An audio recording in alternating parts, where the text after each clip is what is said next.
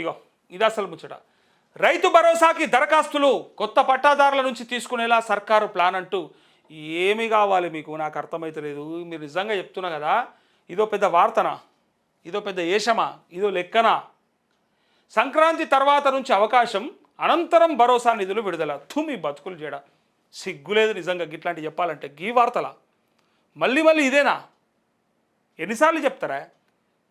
November నెలాఖరు నుంచి రావాల్సినటువంటి రైతు భరోసా డిసెంబర్ నెల మొత్తం ఎగబెట్టి ఇవాళ ఇప్పుడు అయిపోయిన తర్వాత మళ్ళీ నాకు తెలిసి కోతలప్పుడు ఇస్తారేమో వీళ్ళు.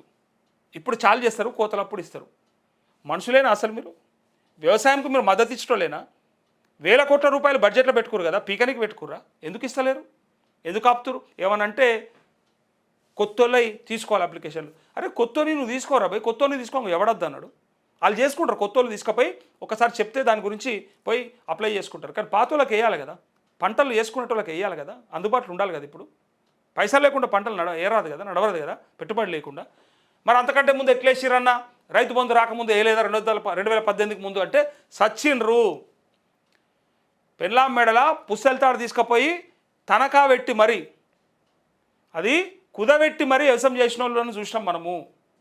చచ్చిపోతుండే, మోటార్లు కాలిపోతే బాధపడుతుండే, యాడ పైసలు దొరకకపోతుండే రిపేర్ చేయించుకోనికి, బోర్లు పడకపోతుండే, నీళ్ళు వెళ్ళకపోతుండే, బాయిలు తవ్వితే బాయిలో నీళ్ళు ఉండకపోతుండే, కరువు ఉంటుండే, రకరకాల సమస్యలతో బాధపడ్డారు.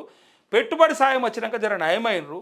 కొంచెం ఏదో అంతో ఇంతో పెట్టుబడికి ఇంత ఆసరా దొరుకుతుంది, ఇంత మసాలా కొనుక్కోనికో, లేకపోతే ఇంత ట్రాక్టర్ కిరాయికో, డీజిల్ కిరాయిలకో, దున్నుకాయలకో, దానికో దీనికో, ఒడ్లు జగపియనికో పైసలు వచ్చినాయి, ఇచ్చిండ్రు.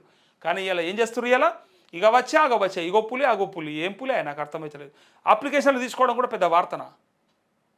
వాళ్ళకు ఒక మెసేజ్ ఏవో చెప్తే గ్రామాలలో పోయి అప్లికేషన్లు పెట్టుకుంటారు. ఇక ఇది సంక్రాంతి తర్వాత ఎప్పుడో ఇక రైతు భరోసాకి అయితే అసలు ఇక మర్చిపోవాలి. ఇక దీనికోసమన్నా మళ్ళీ కేసీఆర్ రావాలని కోరుకుంటారు జనాలు. ఇది వస్తేనన్నా బాగుంటుంది. కాబట్టి కనీసం రైతు బంధన్న బరాబర్ సంవత్సరానికి 2 సార్లు పడుతుండే. దీనికి ఆ గుట్టలని పుట్టలని చెట్టులని ఏం లేకుండే కాబట్టి ఎవరికైనా పడుతుండే. సాగు చేసిన వాళ్ళకే అని చెప్పి అనవసరమైన కొర్రీలు పెట్టకుంటుండే అని చెప్పేసి ఇవాళ జనాలు తిట్టుకుంటారు. ఇక చూడండి, రైతు భరోసా కోసం కొత్త పట్టదారుల నుంచి దరఖాస్తులు స్వీకరించాలని రాష్ట్ర ప్రభుత్వం యోచిస్తున్నట్టు తెలిసింది. సంక్రాంతి తర్వాత అప్లికేషన్లు తీసుకునేందుకు కసరత్తు చేస్తున్నట్టు తెలుస్తోంది. ఇప్పటికే సీసీఎల్ఏ నుంచి వానాకాలం సీజన్ తర్వాత పట్టాలు చేసుకున్న రైతుల జాబితాను వ్యవసాయ శాఖ నుంచి తెప్పించుకుంది. ఇంకేం కావాలని నాకు అర్థమయ్యలేదు. అంటే మళ్ళీ ఆయన అప్లై చేసుకోవాలన్నా? సీసీఎల్ నుంచి జాబితా తీసుకున్నారని చెప్తారు కదా. ఇక చూడు, సంక్రాంతికి రైతు భరోసా నిధులు విడుదలవుతాయని అంతా భావించారు. కానీ కొత్తగా పట్టాదారుగా మారిన రైతులకు సైతం ప్రయోజనం అందించాలని భావిస్తుంది. ఇక వాళ్ళకి ఇవ్వాలనే చెప్పాలనే ఉద్దేశంతో మనకే ఇవ్వబడుతుంది. పేరుకు కొత్తోళ్ళకి ఇవ్వొద్దా? పాపం కొత్తోళ్ళకి రావద్దా? కొత్తగా అప్లై ఇప్పుడు కాకపోతే మరోసారి చేసుకుంటాడా? చేస్తున్నాడు, చచ్చిపోతుండగా. మొన్న కొన్నాడు, నయమే కొన్నాడు కదా, మొన్ననే కదా కొన్నది, మొన్ననే కొన్నాడు. ఆయన పైసలు ఉంటాడు కదా కొన్నది కూడా. అప్పు చేసి అయితే కొనరు కదా, డబ్బులు ఉంటే భూములు కొన్నారు. ఆయనకి ఇప్పుడే రైతు బంధు వేయకపోతే మన కొంపలు ఆరిపోతాయా? నేను ఇయ్యద్దంటలేను, జల్దీ ఇవ్వమంటున్నా. కానీ ఆయన కోసం అని చెప్పి ఆయన పేరు అడ్డం పెట్టి అసలైనకి ఇస్తలేరు కదా మీరు. అసలైనకి రాకుండా చేస్తారు కదా. ఇట్లా దొంగలు అనకపోతే, దివానాగాలు అనకపోతే ఇంకేమంటారు మిమ్మల్ని? ఇగో కొత్తోళ్ళకి అందించాలని భావిస్తుంది. ఇందుకు ముందుగా స్థానిక ఏఈ వల్ల ఇంకా నయం ఒక పని చేయరు. ఈ కొత్తోళ్ళు కాదు, ఆ తర్వాత కూడా ఎవరైనా కొనేటోళ్ళు ఉంటారేమో, అగ్రిమెంట్లు చేసుకున్న వాళ్ళు ఉంటే, లేకపోతే సాదా బైనామాల మీద కొన్నోళ్ళు ఉంటే, లేకపోతే ఇంకా ఫ్యూచర్లో కొనాలని ఎవరికన్నా ఉంటే వాళ్ళ డేటా కూడా తీసుకోర్రి. అందరూ కొన్నాక ఇద్దరు తీరి ఎందుకు అంత ఆగం? మరి ఏమెత్తిపోయింది ఇప్పుడే? వాళ్ళంతా తీసుకున్నాక అందరికి రిజిస్ట్రేషన్లు అయినాక అప్పుడు ఇద్దరు తీరి ఏమున్నది? పైసలు పెట్టి కొనేటోనికి కూడా ఈసారి రైతు బంధు వేయకపోతే ఇబ్బంది అవుతుందా? మళ్ళీ పంటకు వస్తుంది కదా. ఈ మధ్యలో 2-3 పంటలు ఎగబెడితే నష్టపోయిన రైతులు లేరా? వీళ్ళకి ఒకసారి ఆపితే ఆపను కదా, ఏమవుతుంది కదా. నేను అడిగేది అది. ఈసారి వాళ్ళకి రాకపోతే వచ్చే నష్టమేం లేదు. ఆల్రెడీ పంట వేస్తున్నోనికి, వ్యవసాయం చేస్తున్నోనికి, కష్టమవుతున్నోనికి ఆదుకోవాలి, అది ఆసరా చేయాలి. సో ముందుగా స్థానిక ఏఈల వద్ద దరఖాస్తు చేసుకునేందుకు సర్కార్ ప్రకటన విడుదల చేయాలి. వచ్చిన అప్లికేషన్లు పరిశీలించిన తర్వాత జాబితాను ఉన్నతాధికారులు పంపితే అప్పుడు కొత్త వారి జాబితా సిద్ధం కానుంది. పాతోనికే దిక్కు లేదు, ఎప్పటి నుంచో చేస్తున్నోనికే దిక్కు దివానం లేదు. ఇలాట కొత్తోనికే నీకట కసరత్తులు చేస్తున్నట. వాని పేరు అడ్డం పెట్టి ఇలా వీళ్ళ పొట్ట కొడుతున్నారు. చూడు, కొత్తగా 70,000 నుంచి 80,000 మంది ప్రభుత్వం దరఖాస్తు ప్రక్రియ చేపడితే కొత్తగా 70 నుంచి 80,000 మంది దీనికోసం ఉంటారని చెప్పి అంటా ఉన్నారు. చూసిరా,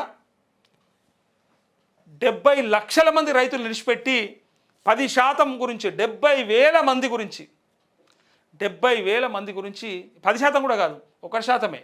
చూసిరు కదా 7 లక్షలు అంటే 10%.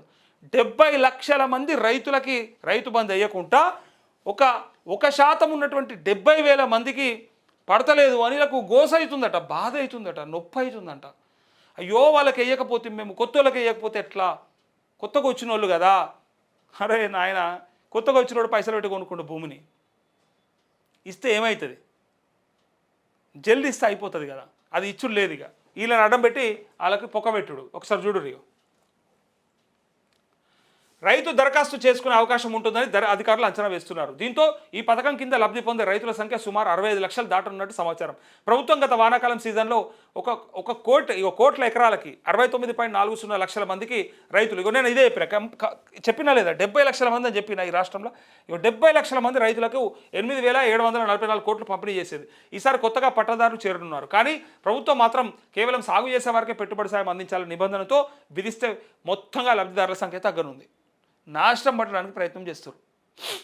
శాటిలైట్ సర్వే, ఇది ఒక దొంగ సర్వే. ఇది టెక్నికల్గా అది కరెక్ట్ అయి ఉండొచ్చు, కానీ నేను చెప్పేది వీళ్ళు ఈ సర్వేని అడ్డం పెట్టి దొంగేశమని చెప్తున్నా. ఇది సర్వే దొంగది కాకపోయి ఉండొచ్చు, కానీ సర్వే చేసే ఉద్దేశం దొంగ ఉద్దేశం, అది నేను చెప్పేది. శాటిలైట్ సర్వే ఆధారంగా సాగు చేసిన భూములకు మాత్రమే ఈ పథకం వర్తింపజేస్తామని ప్రభుత్వం ఇటీవల ప్రకటన చేసింది. ఇందుకోసం ప్రభుత్వం వ్యవసాయ యూనివర్సిటీతో కలిసి పంట భూములను గుర్తించే పనిలో వ్యవసాయ శాఖ బిజీగా ఉంది. గతంలో వానాకాలం సీజన్కు ముందు ప్రభుత్వం 3 మంత్రులతో కూడిన కమిటీ వేసింది. వారు పలు జిల్లాల్లో పర్యటించి సాగు చేయని భూముల లెక్క తేల్చారు. ప్రస్తుతం జరిగిన సర్వే ఆధారంగా ప్రభుత్వం అనర్హులను తొలగించి పంట సాగు చేసే రైతుల ఖాతాల్లోనే నగదు జమ చేయనున్నదంటూ నాకు అర్థం కాలే. ఏఈఓలు ఖాళీగా ఉన్నారా, వేరే పనులు ఏం లేవా, ఏమో ఈ కొత్త పని పెట్టిరు నాకు అర్థమవుతుంది. అంటే ప్రతి పంటకి ప్రతిసారి సర్వే చేసి ప్రతిసారి డేటా తీసి సాగు చేస్తున్నటువంటి భూముల వివరాలని రాస్తూ సాగు చేయని భూముల వివరాలను తీసేస్తూ ప్రతి పంటకా నాకు అర్థం కాలే. ఒకవేళ 3 పంటలు వేసేటువంటి కొన్ని జాగాలు ఉంటాయి, కొన్ని ఏరియాలు ఉంటాయి ప్రాజెక్టుల కాడ. సో వాళ్ళకేం చేస్తారు మరి అంటే సంవత్సరానికి 3 సార్లు సర్వే చేస్తారా, 3 సార్లు చూస్తారా? సాధ్యమవుతుందా? ఎందుకు పెట్టుకుర్రా ఈ పెంట నాకు అర్థమవుతలేదు. లక్షల కోట్లు దోపిడీ జరుగుతూ ఉంది, వేల కోట్ల రూపాయలు అక్రమంగా తరలిపోతూ ఉన్నాయి, దోచుకుంటూ ఉన్నారు. వీటి పేరిట. అరే నాకు అర్థం కాలేదు. రైతులకు ఇచ్చే 7-8 వేల కోట్ల కోసానికి అది సంవత్సరానికి 2 సార్లే, మొత్తం కలిపితే 15,000 13,000 కోట్లు కూడా కావు. ఆ మాత్రానికే దారుణంగా రైతులను వేధించక తింటా ఉన్నారు, ఆగం చేస్తూ ఉన్నారు. ఇగో ఈ పని లేని ఇది ఎట్లా ఉంటుంది తెలుసా, పని లేనోడేదో పిల్లి తలకాయ కొరిగినట్టు అని ఓ సామెత ఉంటుంది గ్రామాలలో. అది నేను నాకు అవసరం లేదు కానీ చెప్తున్నా.